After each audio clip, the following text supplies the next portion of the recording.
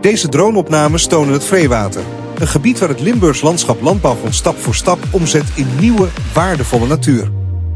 Vanuit de lucht is goed te zien hoe het terrein zich ontwikkelt. Open percelen maken plaats voor natte natuur, bloemrijke zones en leefgebied voor diverse planten en diersoorten.